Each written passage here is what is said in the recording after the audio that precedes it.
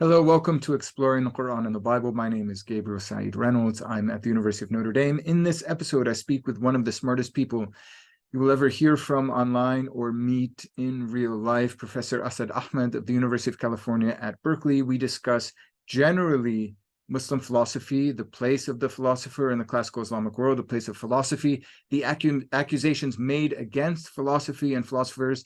And then we turn to the Quran and how Muslim philosophers read the Quran, how they saw it as the word of God, but still found in it allegorical or metaphorical, symbolic readings. Thank you so much for joining. Be really grateful if you take a moment to like this video and to subscribe to Exploring the Quran and the Bible.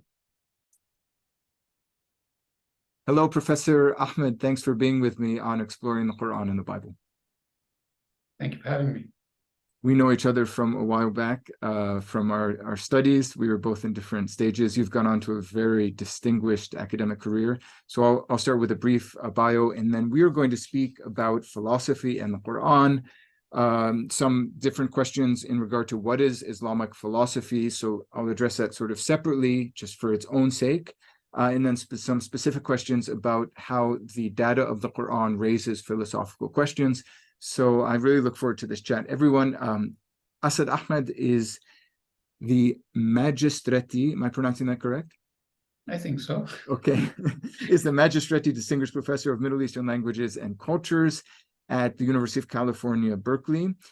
He's also Professor of Arabic and Islamic Studies and Affiliate Professor in the Department of Philosophy and Director of the Center for Middle Eastern Studies at Cal Berkeley. He received his BA in 2000 from Yale University, majoring both in the Department of Philosophy and the Department of Literature, and he was awarded a PhD in 2007 from the Department of Near Eastern Studies at Princeton University. Professor Ahmed specializes in early Islamic social history and pre-modern Islamic intellectual history, with a special focus on the rationalist disciplines such as philosophy, logic, legal theories, and astronomy. He's the author of, among other works, The Religious Elite of the Early Islamic Hijaz, which was published with the University of Oxford in 2011, and a translation of the section on logic and Avicenna's Deliverance, also published with Oxford University Press in 2011, and Palimpsests of Themselves, Logic and Commentary in Muslim India, published with the University of California Press in 2022. I know you've done a number of edited works where you've both contributed and edited, and a long list of articles. Is there something you'd like to add to that bio, or something you'd like to edit or amend? No, thank you, Professor Reynolds. That's already too generous. You're very kind. My pleasure. Yeah, terrific. I'm going to start with a very general question that may not be very fair because it's so general, but how would you define philosophy generally, not specifically Islamic philosophy? Just what is philosophy and how is it different from theology? Right. Yeah. Thank you for having me, first of all, and it's a pleasure to be talking to you after such time. I think the first question, as you point out, is indeed a general one, and we can respond in general terms, and perhaps we'll be able to dig deeper into the question of how we use these terms when we talk about philosophy in the Islamic world. So let's say that we're thinking about philosophy in the post-Enlightenment age, the way it's understood in Europe, right? So there's certain trappings of this discipline. One of them, for example, is that it is the free exercise of reason, unencumbered by specific outcomes. So my objective in doing philosophy or engaging in this discipline is not that I want to arrive at a particular conclusion, but that I'm driven by certain principles that are preliminary and certain methods, both of which are not directed at any particular outcome nor guided by any dogma. Sometimes philosophical reasoning may involve commitment to empiricism, for example, again, in the Western post-Enlightenment tradition. And the conclusions that are derived from these methods and principles are what we might call philosophy. Now, within philosophy, as you know, in the Western tradition, there's engagement with different, methods of doing the work. Some of it is within the group of the analytical tradition. You would have philosophy of mathematics, for example, and philosophy of language, philosophy of mind, and specifically logic and the various questions that it poses. And then, of course, you have fields like political philosophy and ethics and metaphysics and so on. So generally speaking, again, using the expression philosophy insofar as it is proximate to us in the Western academic tradition. That's generally how I would define it. Theology, I would imagine, we would say, is exercise that does have an objective. There is a posited, let's say, transcendent entity in a certain case, and we're interested in, God speak, to use the expression of one theologian. We're interested in finding out the nature of this entity, its attributes, its essence, even the fact of its existence. But that existence is normally given, so it has a certain outcome that is posited from the very beginning. When theology becomes creedal, one can say there are certain dogmatic positions that have already been posited, and one is looking to prove them or to substantiate them further. So this would be apologetics, more or less. It could be one phase of theology, sure, but of course there are many different. So I suppose that would be a simple way to begin. There are nuances and things to be critiqued in these definitions that I've given. Yes. So then what would you say about moving to the classical Islamic world? So I'm thinking the pre-modern Islamic world, where obviously philosophy was an important intellectual enterprise, so was theology. But are those categories that later scholarship has imposed on the classical Islamic world? So, for example, would early philosophers such as Farabi or Ibn Sina, known in the West as Avicenna, would they have recognized themselves as philosophers? And would everyone have seen that there's a clear distinction between theology, which may presumably be equated with kalam, and falsafa or philosophy? Does that distinction hold in the same way in the classical Islamic world? Yeah, so this is where things get dicey. So I would say both yes and no. Okay. So let me begin on some kind of a higher order reflection on the problem, right? So if we're thinking of the term philosophy the way you and I use it in English or in the cognate languages, there are a number of ways we can look for philosophy in the Islamic world and say whether they did philosophy, right? And therefore, following from that, the answer to the question of whether X and Y thought he was a philosopher would follow. So there are a number of ways of doing this. I can say, okay, let me look for a term in the Islamic tradition that might correspond to philosophy. Right. And one way to do so is that you can say that, well, for example, philosophy may correspond to something called falsafa, which is the translation of the Greek philosophia. And insofar as we may be able to argue that falsafa is the kind of thing I described earlier in the first question, yes, Muslims certainly did falsafa. They were they were philosopher, and so they certainly did that. But at the same time, the Islamic tradition does not always look at that enterprise that we call falsafa as a non-dogmatic, non-doctrinal enterprise. In fact, in late antiquity too, the work of the philosophers, philosophia, was often seen by the Christian heirs of that tradition, the late antique commentators, as a specific kind of doctrine. In the Islamic tradition, it becomes the madhab al-masha'in, right? So in other words, something like the doctrine or the position of the peripatetics. So it's not always understood. Okay. Just to translate that, so mesha'in literally means the walkers. So peripatetics meaning also walkers in the Greek philosophical tradition. Yes, exactly. Meaning Aristotle, I guess. Aristotle and those who follow him. Okay. Yes. Okay. Right. So it becomes a specific doctrine, right? So falsafa or philosophia is not exactly for the Muslim tradition what I described earlier as philosophy. Although one may try to argue that Aristotle and his followers are unencumbered by underlying dogmatic doctrinal position. Whether that's the case or not, it certainly was not always seen that way. That's a very interesting point. Right. So against that, then they would put, for example, the philosophy of the Ishraqiyun, right? So the philosophy of the Illuminationists, so the Hikmat al-Ishraq, which is different from the philosophy of the Masha'in, or philosophy of the peripatetics. So even within philosophical enterprise, first of all, if there is a question of a particular doctrinal or methodological position or an epistemological approach, you already have divisions within philosophy which should not exist, the term as it is given. So if we're looking for some kind of an answer to your question in indigenous terms, right, terms that belong within the Islamic tradition or Arabic, the response is not straightforward. Okay, that said, let me grant now for a moment that there is such a thing as theology in Islam, which you recognize as kalam, right? The work of the mutakallimun, often translated as dialectical theologians or speculative theologians. The Muslim tradition does, very interestingly, draw a distinction between the work of these figures and the work that is being done, for example, by the philosopher.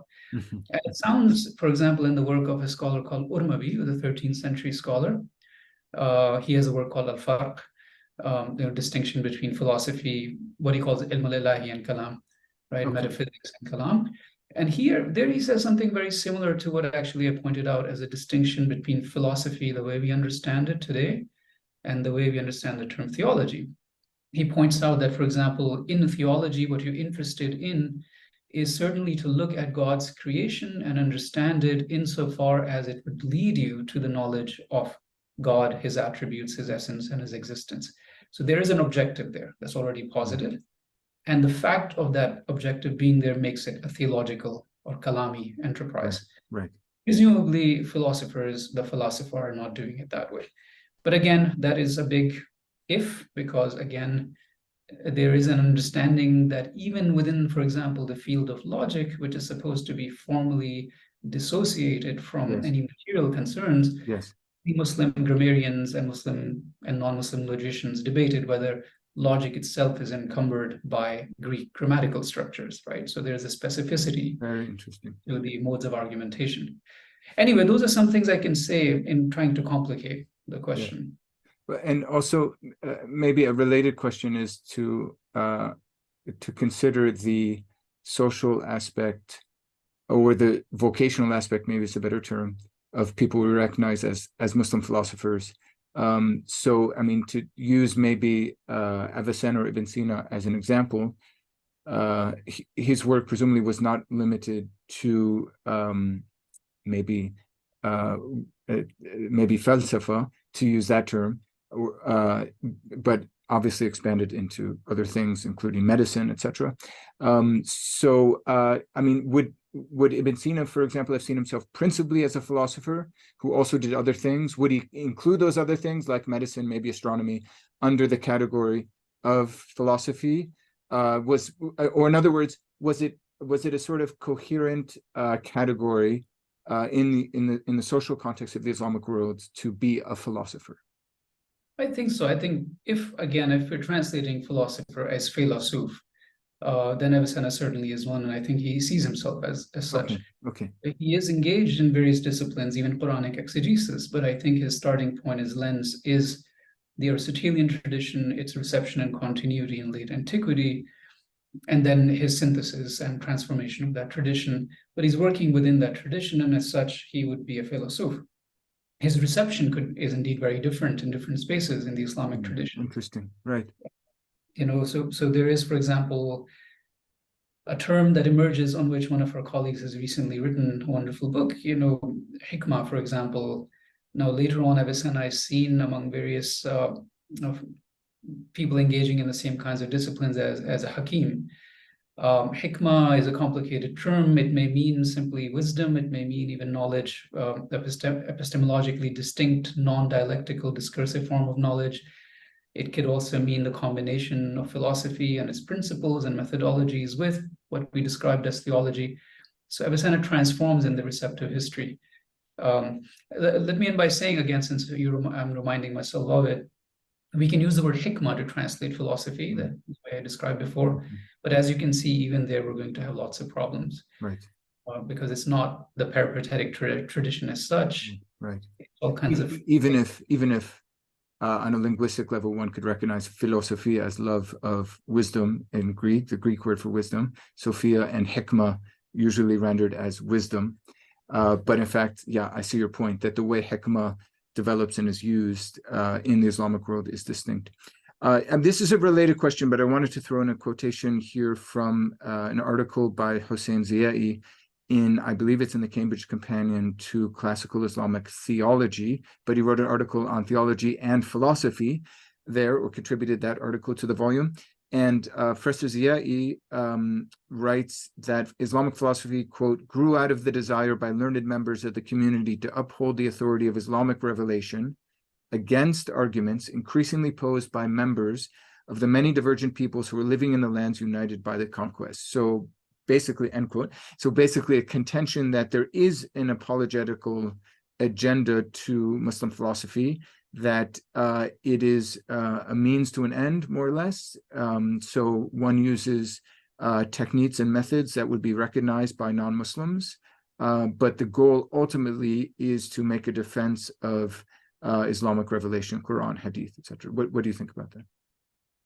I mean, let me begin by saying that I hold the late Professor Ziai's work in very high esteem, especially his work on Sohrawardi. But on this particular position, I disagree.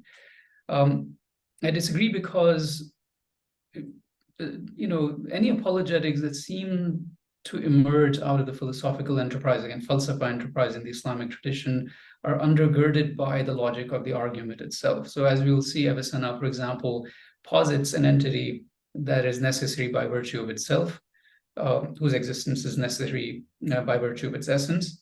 And this particular entity is presented or interpreted as God, certainly, in the tradition. But I don't think his intention was theological. I don't think the intention was to posit this entity as an objective of the enterprise. In that sense, it's not apologetic.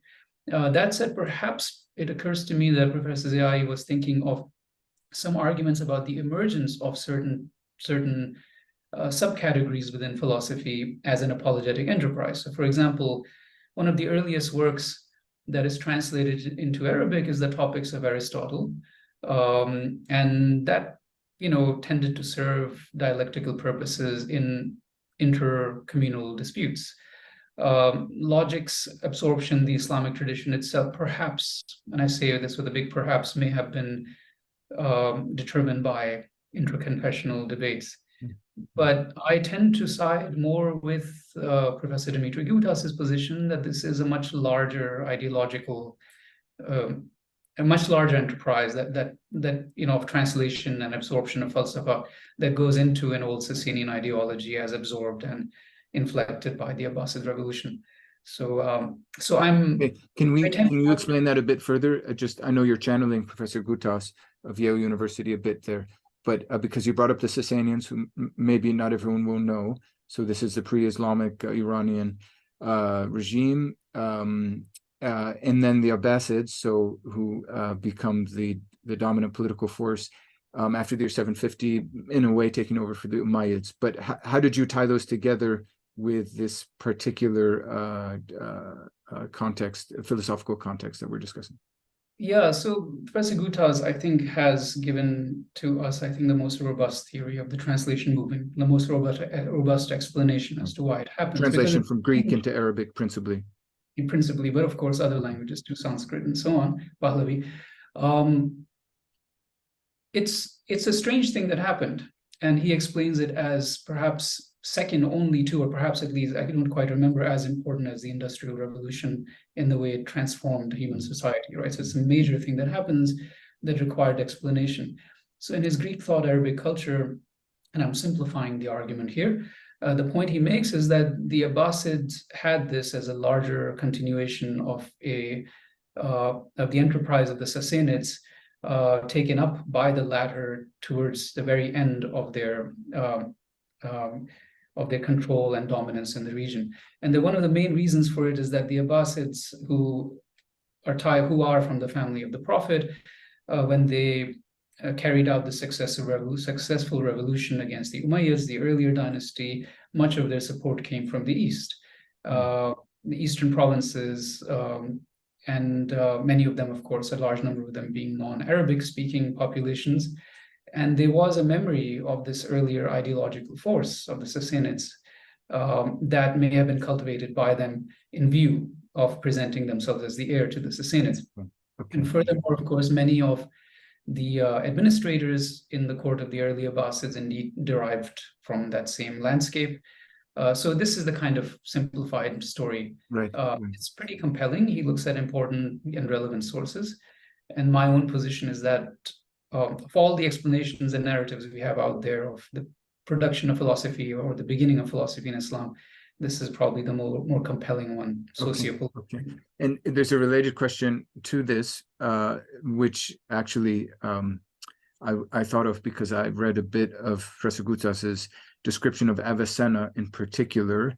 But in terms of the social context, Avicenna obviously coming a few centuries after the Abbasid revolution, but in terms of the social context of philosophers that develops in the classical Islamic world, I have this notion, presumably it's a caricature and probably embarrassing for me even to admit, but I sort of have this notion that, well, the theologians, they were like fully immersed and engaged in Islamic society.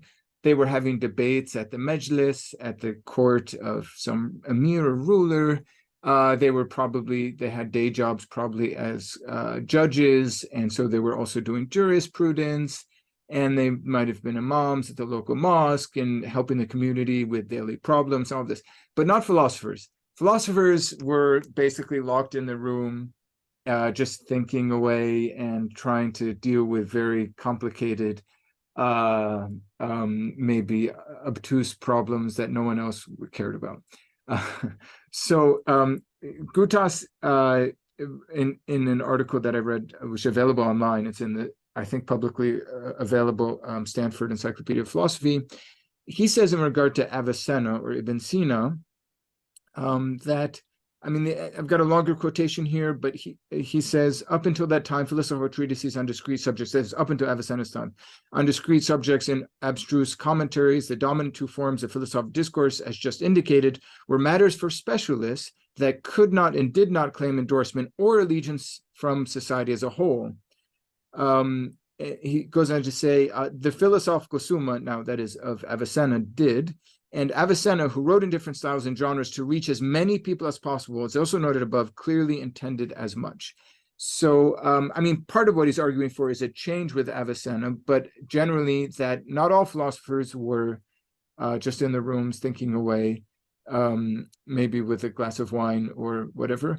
Some of them were really cared about making an impact on Islamic society and sort of inculcating philosophy among the masses. What do you think about all that? Right. Knowing this full quote now, I think that I do agree with him. I mean, philosophy as a proper enterprise was always meant for the adept and the initiates. And if he means this is what he means, that in the works of Al-Kindi, for example, or in Farabi and even Avicenna, the major works are intended for internal technical dialectic and the uncovering of truth, then they are all certainly doing that. Now with Avicenna too, he's right. I mean, he has allegorical poems, for example, and these stories that are meant on some level to make accessible on a basic level his philosophical positions and his enterprise. So I see that point too. I wouldn't draw a distinction, however, in the work the theologians are doing and the philosophers are doing either, because the works of theologians are equally foreboding. They're difficult things. Yes. So I do expect the masses to be engaged, for example. That's a really good point. Yes. In the physical theory of the Jubbais, for example, or early, I think 9th century Mu'tazili theologians. Sorry, keep going. Yeah. But where they do start engaging them are in where we would find basic creedal positions, right? So I imagine that something like the Fiqh Akbar of Abu Hanifa and the pseudo-Hanafi texts are meant to present certain basic creedal positions to Muslims, where they stand in relation to, for example, their position on Abu Bakr and Uthman and so on. And those are supposed to be clear responses to underlying currents of theology among the Murji'ites and Kharijites and so on. So I think those are perhaps meant for mass consumption, but the hard, discursive, dialectical work of theology, embedded in texts like the Kitab al-Intisar and so on, those are not for mass consumption either. So I think there too the distinction is not quite useful in my view. Okay. That's a really important point. We are going to get to Quran eventually. There might be viewers, if there are still Quran interested viewers, I promise you we are going to get to Quran. But I really wanted to take advantage of the opportunity of having Professor Ahmed with us to just cover some basic questions of Muslim philosophy. So yeah, that's a really interesting point about theology being also a very technical science in the Islamic tradition, And as someone who's done a bit of reading and been mystified more than once in that reading of Islamic theology, I take that point to heart. I want to ask one more general question before we actually get to the Quran, which is sometimes there's a narrative out there, and I think there's been a long enterprise now of people trying to undermine this narrative. But the narrative is that, there was this period of flourishing of Muslim philosophy, especially in the context of the translation movement. Everyone thinks of Ma'mun, who was caliph, I think, between 813 and 833. And he supposedly had this institute for translation and the sort of think tank, an institute for advanced studies in Baghdad, known as Beit al-Hikmah, the house of wisdom. I know there are historical debates about what that actually looked like, etc. But in any case, so like Islamic philosophy does great, Farabi, Ibn Sina, everyone's doing wonderful. There's all sorts of different movements, and in sort of not only is the Greek tradition of philosophy saved in the Muslim world by Muslims and non-Muslims, but also, really new, creative, original philosophical ideas are developed and articulated. And then Ghazali comes along well, he dies in 1111, but he writes a work entitled The Incoherence of the Philosophers, in which he says, well, if you hold certain sort of typical positions, such as the world being eternal, you're guilty of unbelief, basically.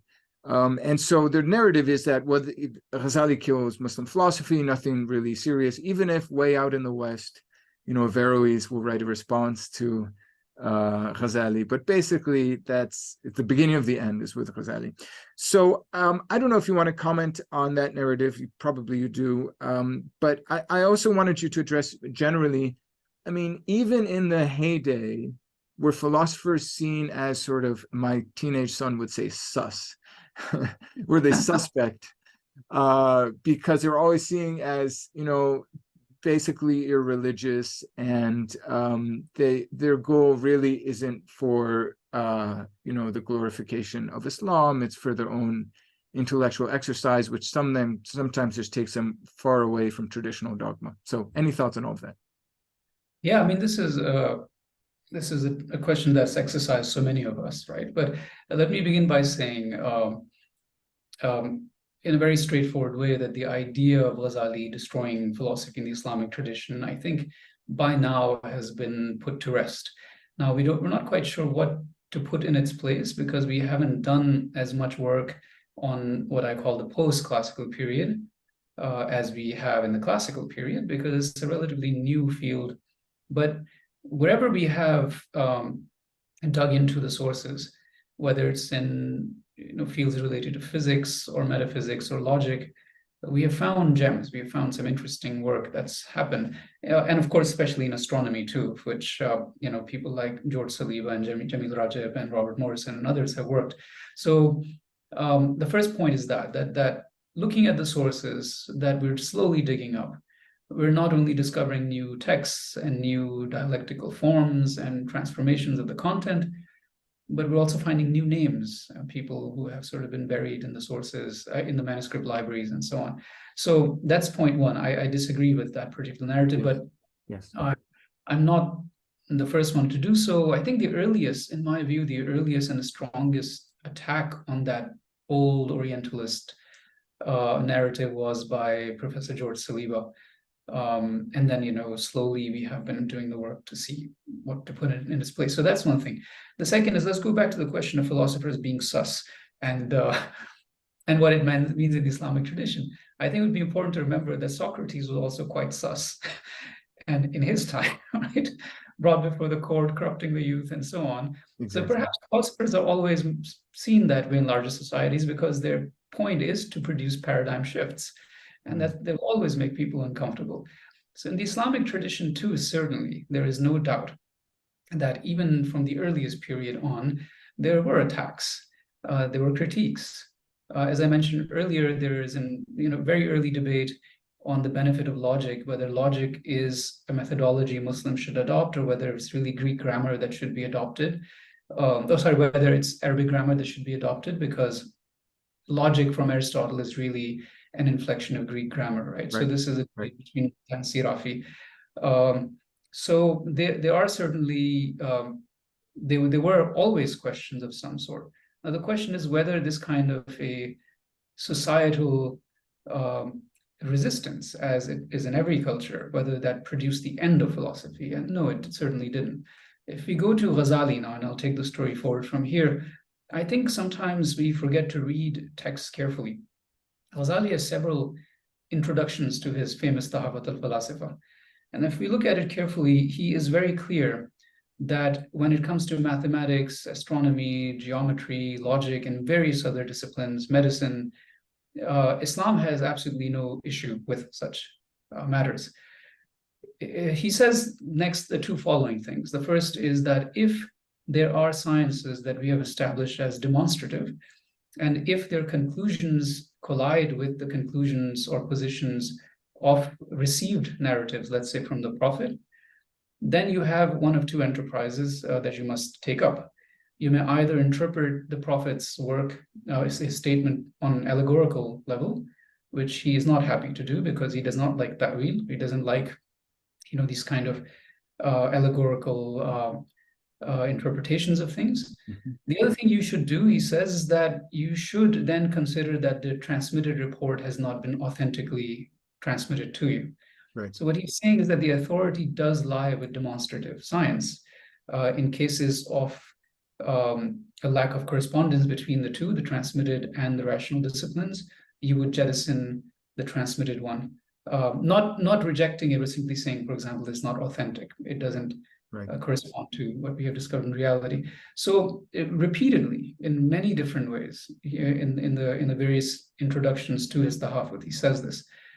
The other thing to notice is that what Ghazali attacks in the Tahafut, at the end of the day, certain metaphysical positions, right? So for idea that there is no bodily resurrection, for example, or the idea that the world is eternal, for example, or the idea that God's knowledge is not of particulars, right? Those are the three ones on the basis of which he declares people to be non-Muslim. And the method he adopts there, again, just to remind everyone, is to say that philosophers claim that they have demonstrations of these positions. The enterprise of the Tahafut is to show that those demonstrations, so-called demonstrations, fall short of their claim. They're not demonstrative, they're not watertight. Demonstration is such that it produces a resolve in the epistemic state of a person such that alternative possibilities cannot be entertained.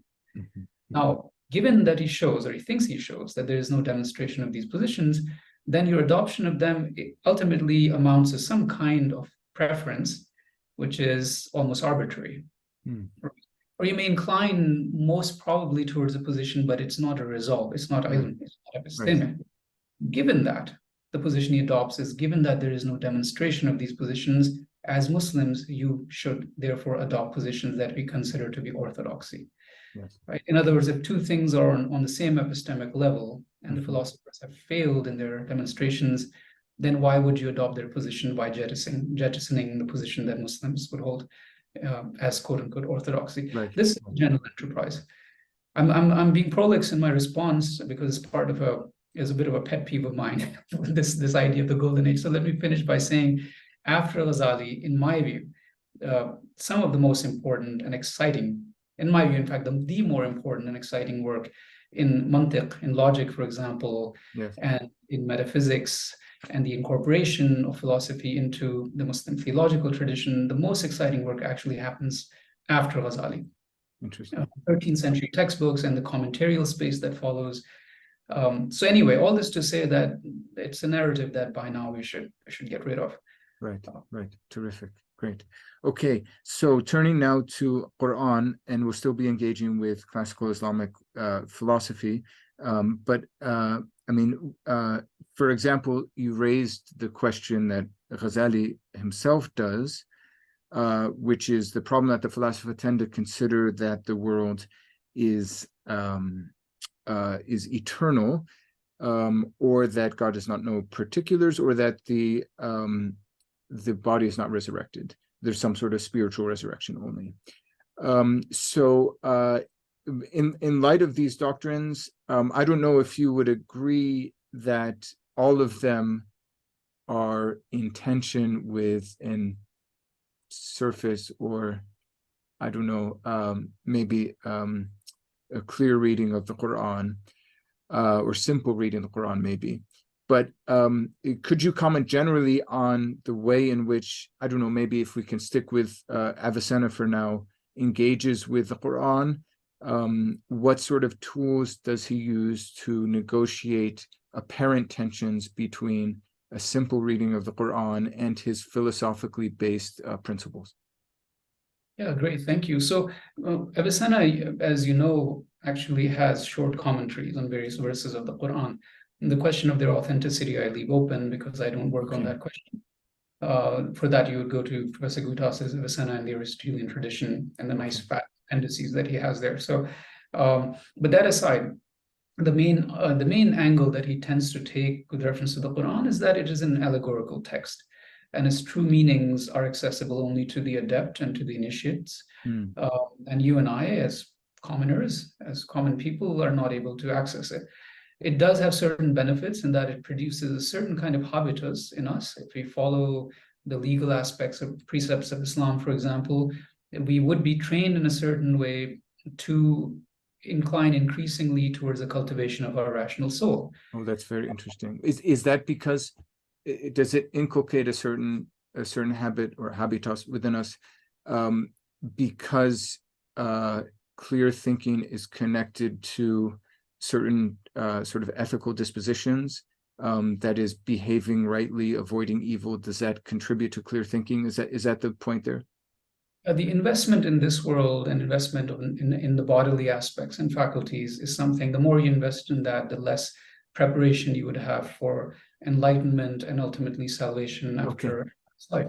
Okay, so that means that the sort of the somewhat ascetic program of the Quran, in as much as it demands things like prayer, fasting, almsgiving, could separate oneself from attachment to this world or the dunya, and therefore engender a more sort of philosophical way of being. Yes, and furthermore, there may be other meanings, deep meanings attached to any number of these things that only people like Avicenna and the prophets would know. You and I wouldn't. So it is a Quran that is filled with these other motives, and there is a zahiri presentation or apparent presentation, but then a real meaning too, that is embedded within it. And we can certainly talk about that if we talk about prophetology and what he thinks about prophets and philosophers. But so that's the general approach he has. I think. Can we get into that topic right now? Because I think a lot of people will be interested, because you just mentioned the common people won't know the allegorical sense or the internal botany, I suppose would be the Arabic word, sense of the Quran. But people like Avicenna and the prophets would. So that might be shocking to many people to hear Avicenna in the same grouping there of the prophets. So yeah, could we just go ahead and address that question? How did Avicenna see the prophets? Could philosophers attain wisdom or knowledge such that the things accessible to prophets become accessible to them? Sure. Well, Avicenna, I don't think would claim that he had reached that level, but he was perhaps very close. So basically, I should begin by saying that the position of the philosophers in the Islamic tradition, the philosopher, is systematic. And again, it appears to me that it's not really driven, as we were mentioning earlier, by apologetics. It's the conclusions they arrive at seem to be driven by a certain internal logic of the principles and methods. So Avicenna has, among other things, a theory of human psychology. So the story would begin there, among other things. And he would begin by telling you that you have something called the hawas, or the senses that are external senses, and there are senses that are internal senses. External senses you and I are familiar with, right? The sense of touch and taste and so on, the five. Those are received by the human mind in the frontal lobe of the brain. So we're still not talking about the intellect. We're talking about something physical, the brain. And that image is then, those images and senses, when received in the frontal lobe, will then start traveling backwards. So the next phase would be where these images are recalled, The next phase would be where they're mixed, and then the next phase where the mixtures of these images are stored, and ultimately you arrive at the backmost lobe of the brain, where something called wahm or estimation takes place.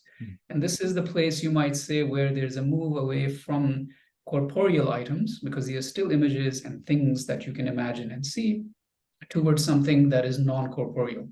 So an example would be that, for example, if you see a wolf, you would have a feeling of fear, a recognition that this is a predator. Now, a feeling of fear, or the recognition that this thing is a predator, is a non-corporeal, non-sensible thing, but it is associated with something sensible, namely the image of the wolf. So this is the last lobe of the brain. Now, human beings, when they're born, are born with an empty or prime intellect, which is over various stages trained through preparatory stages, early training of a child, then the acquisition of basic forms of knowledge, and ultimately arriving at a point where there is a body of knowledge that is available for recall for those individuals. As you ascend into the greater and greater abstractions, you're also getting closer and closer to what is called the active intellect, which is the intellect of the last sphere of the cosmos in the supralunar, between the sublunar and supralunar world. When you have trained yourself to a certain point, abstracting yourself increasingly from the corporeal items, and as long as you're reflecting on universal unchanging truths, which is what the philosopher is doing, at some point you would have a contact or ittisal with the active intellect, which is the house of all of the bodies of knowledge, universals, to which human beings can have access. Now, philosopher presumably has this ittisal or contact. And as you can see, again, I'm presenting this in a very simplified form. As you can see, this is a turning away from corporeal items and the particulars of this world, increasingly on a reflection on unchanging universals. That's one aspect where philosophers and prophets both engage. Now, so just unchanging universals, just to get maybe a bit further into what it means to have this connection with the active intellect. It was great because you described it in sort of its cosmological dimension, but obviously it also has an intellectual or maybe even psychological dimension to it. But these universals, these eternal and universal items, that would mean, for example, understanding, beauty, truth, goodness, other principles, not in a way connected to a specific object, like, I don't know, a beautiful mountain or something, but in their purest sense. Absolutely, yes. Eternal truths, yes, universal truths. And I think you've described it very eloquently. That's exactly what it would be. Now, in the case of the philosopher, and by the way, this work that we just described, access to universal unchanging truth, is the work of what he calls the rational soul. So this is not associated with the brain. This is something that is independent of bodily existence. Okay. Because obviously the body is concerned with particulars, and because of its nature, it cannot engage universals, unchanging things. It is invested in transforming and changing nobles. I was describing earlier the process of abstraction to show to you that Avicenna recognizes that increasing abstraction that happens in the brain itself until we get to the back part, the back lobe of the brain. So continuing the story here, the last point I would say, so here the philosopher and the prophet are very similar because they both have access to the active intellect. The prophet's development is such that all truths are available to him, along with all the steps in deriving those truths in a single moment. So, for example, if you have a long math problem that takes 10 pages to resolve, the prophet would not only know the answer, but he would have immediately access to all the various steps immediately and simultaneously available to him. Now, the last thing, where does the Quran come in, or where does Gabriel come in?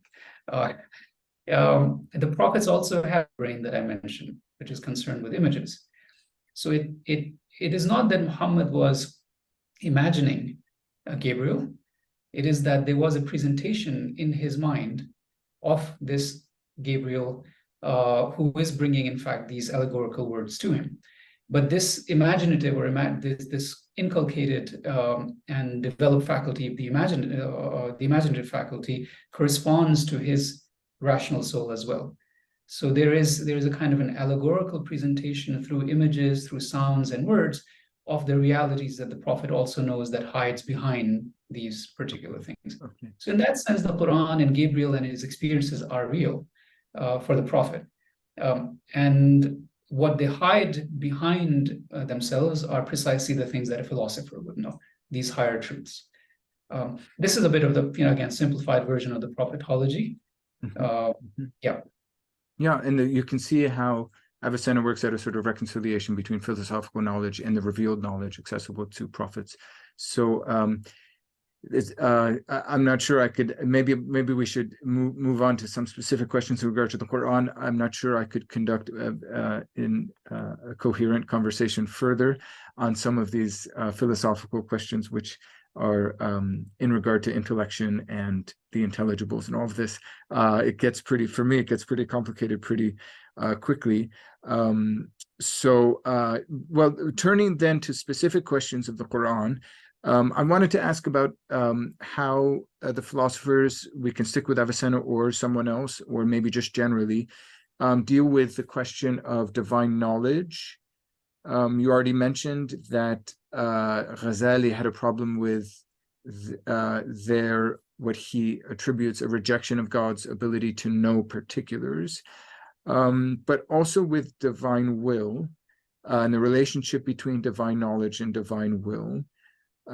So I think sort of mainstream Sunni theological idea is that things are basically as God wills them to be. I mean, would philosophers generally agree with that? And would they, how would they account for evil consequently? Does God allow for evil? Does he will for evil? I mean, just to give a couple of Quran verses, famously, Surah Al-Falaq, which is Quran chapter or Surah 113, opens, قُلْ أَعُوذُ بِرَبِّ الْفَلَقِ مِنَ الشَّرِّ مَا خَلَقَ. So I take refuge in the Lord of daybreak, if that's the meaning of falaq. But then the key point is from the evil, usually understood from the evil that he created, min sharri ma khalaq. So does God create evil? Was that a problem for the philosophers? And then, I mean, there are various verses which speak about God sort of leading astray, so tadlil or idlal, leading people astray or sealing. For example, Quran chapter 2, Surah Al-Baqarah, verse 7, ختم الله على قلوبهم وعلى سمعهم. God has placed seals on their hearts and their hearing. وعلى أبصارهم غشاوة. So غشاوة, on their vision is a veil. So yeah, could you speak? I mean, this hasn't been a very simple question to respond to because I've raised a whole bunch of different things. But how would they work out the problem of divine knowledge and will in the light of evil? Yeah, I mean, this is a very difficult question, and it exercises both you and me, and of course the larger tradition as a whole. The philosophers are generally charged with the idea that if their theory is taken to its logical conclusion, they're not willing to grant God free choice. And the reason for that, again, the theory, the positions being logically coherent, is that if God is necessary in himself, and if necessity is defined such that it is not caused by anything, right? There's nothing external that causes it to become what it is. It must be something eternal and unchanging, right? So in other words, one more time, let's say if I'm sitting right now, and if I stand up, there must be, because I'm a contingent being, some kind of a cause underlying my giving preponderance to standing up as opposed to sitting down. There must be a preponderator of some sort out there. Now, this cannot happen with God, because that would mean there's a cause that is affecting God in a certain way and affecting his choice. So this becomes a problem for the philosophers, because later on, if you wish, we can talk about their proof of the eternity of the world. It ends with the idea that there must be some entity outside of contingent series of causes, which is necessary in itself. So okay, so if God is necessary in himself, then his knowledge also cannot be changing. He cannot know that X will happen in time, at time t1, when he did not know it, that it would not happen at time t0, because at t0 something, maybe some created thing or some impetus, something must have caused him to change, but that cannot be admitted of God. Right. So in that sense, his knowledge is eternal, his knowledge is unchanging, his knowledge is universal.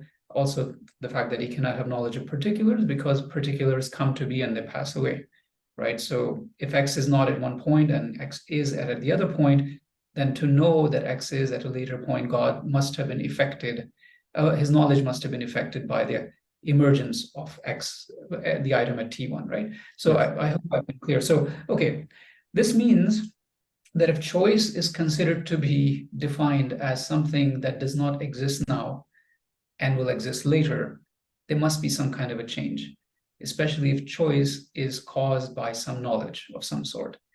So this is a problem that the philosophers face, and they are criticized about this, especially with reference to the idea of ikhtiyar, or choice, because it doesn't leave God any choice in creating the world. Again, if we get into the questions of the eternity of the world, this is precisely the problem, that God cannot create a world in time. He also cannot be generating knowledge in time, or be generated by some item in terms of his knowledge in time. Right. Right. Now, this would be, as you can imagine, tied to the problem of evil, right? So if all of creation, including evil, emerges from God as the ultimate cause, then he is responsible for it. And again, the philosophers grapple with this idea. The theologians, on the other hand, do have some ways out of this, which are never quite convincing, and this is why they keep debating about it. One of the positions that is taken by one early Muslim theological group is that, well, an item of existence that you call evil at a certain time still constitute the best of all possible worlds. It's best as a whole. So, the death of this innocent child, for example, versus the life of this innocent child, for example, would be considered to be, the death would be considered to be the better choice, given the various set of effects that are connected with that death, right? So it's the best of all creation, the best of all possible world. Another idea that is deployed is that, well, since God determines what is good and evil, the application of evil to him in the way we understand it tied to the notion of justice would not apply. Things are evil because God said them to be so. There's no inherent evil quality in them. So God created them as such. So this would be the position of another theological group. So these are some of the ways that the theological tradition grapples with this question of good and evil and God's knowledge. But I think the philosophers do find themselves in a corner, because yeah. Right. Well, you raised the question of the eternality of the world, and I did indeed want to ask about that, in part because the Quran explicitly speaks of God's creation of the world on different occasions in 6 days. And you already sort of introduced us to the allegorical reading of the Quran used by the philosophers. How do they work through that one? I mean, how can it be that the Quran seems to be so clear that, if we understand khalaqa, or I think also fattara is probably used at someplace else for the creation of the world. There's a surah Fatir, which I think alludes to God's creation of the world. So if the Quran seems to be so clear about that, how do philosophers get around that and maintain with probably the classical Greek tradition that the world is eternal? Yeah, I don't think they get around it, unfortunately, and this is why this attack comes around. The idea of the eternity of the world also shows up in later texts after Ghazali by the Muslims, such as Abhari's Hidayah and so on. But it's generally something that they struggle with. So let's first talk about what the argument is, and then we can see whether they get out of it in some way, right? So the argument is, well, for example, the argument for the necessary existent out of modals, out of contingencies, would be as follows. We recognize basic modal notions like necessity and possibility. The latter, which I would call contingency, is such that the existence of A is dependent on the existence of its cause. Let's call it B. And B, if it is not necessary in itself and is necessitated by its cause, C, is also dependent, right? So you can have an infinite series of causes and effects because none of them is necessary by virtue of itself. Each of them requires some cause. it is necessary by virtue of its cause. If you have a necessary and sufficient cause, you'll always have the effect, according to the argument, right? If all elements of the cause are present and they're necessary, then, poof, you will have the effect all the time. So anyway, at any rate, there's a series of contingent causes and effects. Now, if the series is eternal, it will never end, and you cannot, according to Avicenna, you cannot have an actual eternity, right? Because the series will continue forever, and you will not end up at the final future endpoint, which we are experiencing right now, you and I, for example. So what you need by definition in a series of contingent causes is that there must be something outside of this series that is necessary by virtue of itself. You must end the series at some point. The other argument you might give is that, well, I don't need to have an infinite discrete series. I could have a circular series, but that would, as you can imagine, would have the same problem, right? If A is caused by B and B is caused by A, you're just going in a loop, the dawr, right? Okay, so you must posit something outside of the infinite regress or the eternal circle of repetition. And this Avicenna and philosophers in his tradition called the wajib al-wujud, right? That which is necessary with respect to its existence, uncaused by anything else, wajib bi dhatihi, and so on, right? Necessary by virtue of itself. So this is the Avicennan God. Now, as we discussed earlier, if this necessary cause, necessary by virtue of itself, existent by virtue of itself, is the cause and sufficient cause and necessary cause of the series, then as long as it exists, and it does exist eternally because it's necessary, all the effects must also exist. Must also exist, right. So the world then becomes eternal with God, or this necessary entity. Let's not call it God right now. This necessary in itself.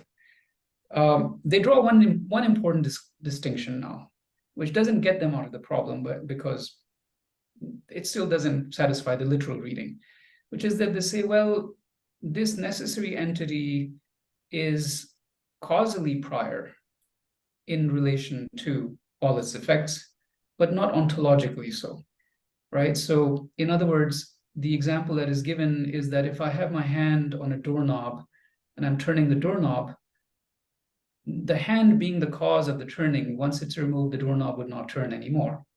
So it has certain causal priority in relation to the effect, namely the turning the doorknob. They're happening at the same time.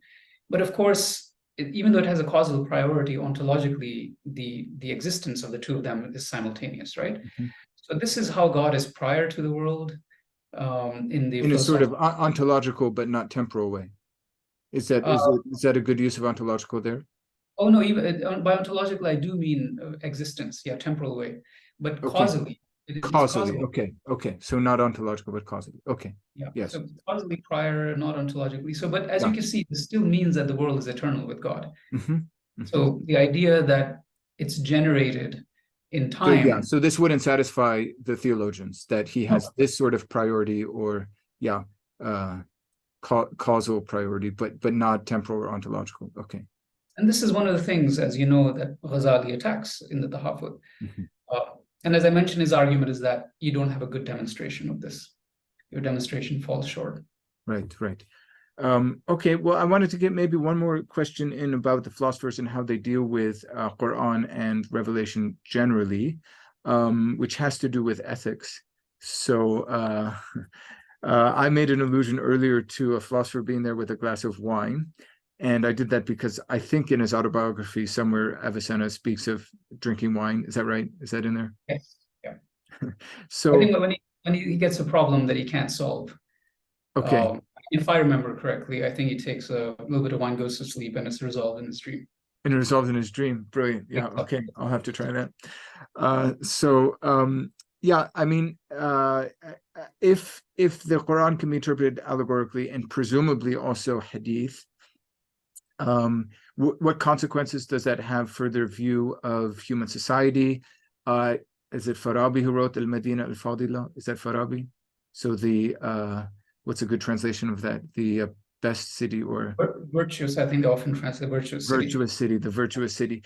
Yeah. So I mean, if things are allegorical, then do you really have to follow the external or exoteric wording of Quran or Hadith in the way that it establishes laws for a human society,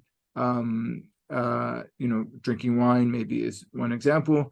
So I don't know if that case, I mean, maybe it was just he knew it was wrong, thought it was wrong, and did it anyway. Some people act that way. But I mean, how do you construct ethics as a Muslim philosopher? Is that okay as a question? Does that make sense? It does make sense. Again, thank you for these, engaging questions. And I don't know if I'm adept at answering them, but I have been trying along the way. So let's see. In the question related to, related to alcohol, I was thinking first to give you sort of a quick response as a joke, which is that for the Hanafis, it would generally not be a problem. Depends on what kind of alcohol you're having, because they're debating this for 400 years. And maybe he wasn't having grape wine, but that aside. But Khamar would be, I think, defined for the Hanafi specifically as grape wine, but other kinds of wine might be okay. Anyway, that's not your question.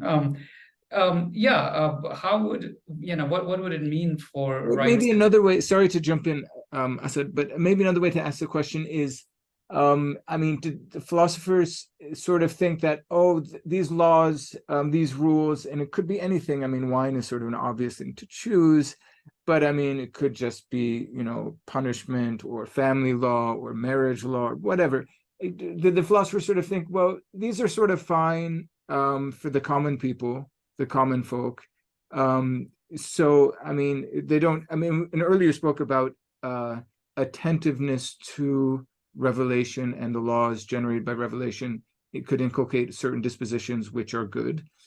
So, I mean, does that mean that sort of the common people, it's good for them, it's fine, but it's not actually how God ultimately wills a thinking person to act, and maybe philosophers have more freedom to do the things that they know are more appropriate. No, I wish I had an answer to this question, and others have studied biographies of philosophers, which I haven't.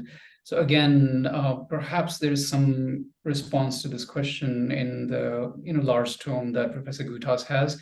In other words, I don't know the extent to which, I can't recall the extent to which any of these philosophers were engaged in keeping ritual. I do know, for example, it would be difficult to say. I mean, for example, one example is Averroes, right, who's a hardcore Aristotelian. Averroes is also a jurist, and he's left important works on law, for example. Of course, yes. So I imagine he is someone who is, in fact, engaged in such things, meaning in prayers and so on. But I haven't studied it, so I cannot say. What I can say is that the lives of the philosophers in the Islamic tradition were often set as foils to orthodoxy, and by that I do mean ritual aspects of religion. So you get poems, for example, where I recently, a student of mine, for example, just a couple of days ago, sent me a poem at the beginning of the Hidayah of Abhari, the commentary on this physics text, a larger text, but which becomes a main physics text for the tradition, where a Pashtun, relatively contemporary scholar, has a few lines about how you are looking for the shifa of your soul in the shifa of Ibn Sina. This plays with these words, but in the end reminds you that you have, in the course of things, forgotten the shifa or the cure that would come from Muhammad's legacy. So it is set as a foil, which does make me wonder whether the charge is that they're not attentive to the Quran and the Sunnah. Again, this may be all partisan dialectic. So another example that comes to mind, and it's from the modern age. There's a contemporary philosopher, physician, and so on, modern philosophers and physicians and so on, who dies in 1928. His name is Asad Ahmed. His biography in the biographical literature states that he knew falsafa and he knew logic and medicine and so on, but there was no trace of hadith on his forehead, right? So again, although this man did write a commentary on Tirmidhi's, Jami', right, which is a collection. So I don't know how much of these things are true, but certainly philosophy and philosophers are at least rhetorically set apart from orthodox.